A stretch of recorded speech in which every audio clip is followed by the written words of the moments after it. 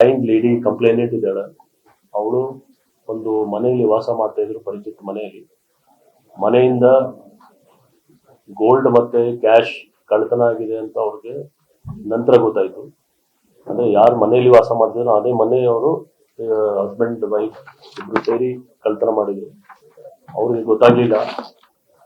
ನಂತರ ನಮ್ಮ ಪೊಲೀಸ್ ಅವ್ರಿಗೆ ಮಾಹಿತಿ ಬಂದ್ಮೇಲೆ ನಾವು ಟೆಕ್ನಿಕಲ್ ಆಧಾರದ ಮೇಲೆ ನಾವು ಇಬ್ರಿಗೆ ಅರೆಸ್ಟ್ ಮಾಡಿ ರಿಕವರಿ ಮಾಡಿದ್ದೀವಿ.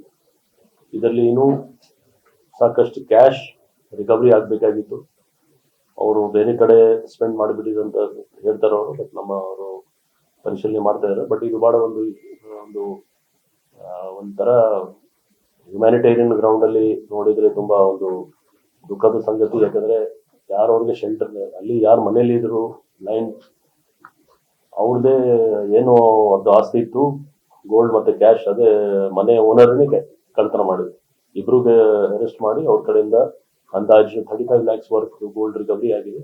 ಇನ್ನು ಕ್ಯಾಶ್ ರಿಕವರಿ ಬಾಕಿ ಇದೆ. ಅದನ್ನು ನಮ್ಮ ಪೊಲೀಸ್ ಅವ್ರಿಗೆ ನಾವು ಇನ್ಸ್ಟ್ರಕ್ಷನ್ ಕೊಟ್ಟಿದ್ದೀವಿ, ಏನಾದ್ರು ಮಾಡಿ ಅವರು ವಾಪಸ್ ಕೊಡ್ತೀವಿ. ಕ್ಲೈಂಟ್ ಲೇಡಿ ಕಂಪ್ಲೇನೆಂಟ್ ಇದ್ದಾಳೆ. ಅವಳು ಒಂದು ಮನೆಯಲ್ಲಿ ವಾಸ ಮಾಡ್ತಾ ಇದ್ರು, ಪರಿಚಿತ ಮನೆಯಲ್ಲಿ. ಮನೆಯಿಂದ ಗೋಲ್ಡ್ ಮತ್ತೆ ಕ್ಯಾಶ್ ಕಳ್ತನ ಆಗಿದೆ ಅಂತ ಅವ್ರಿಗೆ ನಂತರ ಗೊತ್ತಾಯ್ತು.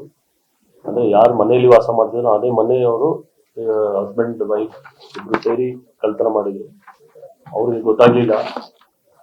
ನಂತರ ನಮ್ಮ ಪೊಲೀಸ್ ಅವ್ರಿಗೆ ಮಾಹಿತಿ ಬಂದ್ಮೇಲೆ ನಾವು ಟೆಕ್ನಿಕಲ್ ಆಧಾರದ ಮೇಲೆ ನಾವು ಇಬ್ರಿಗೆ ಅರೆಸ್ಟ್ ಮಾಡಿ ರಿಕವರಿ ಮಾಡಿದ್ದೀವಿ. ಇದರಲ್ಲಿ ಇನ್ನೂ ಸಾಕಷ್ಟು ಕ್ಯಾಶ್ ರಿಕವರಿ ಆಗಬೇಕಾಗಿತ್ತು.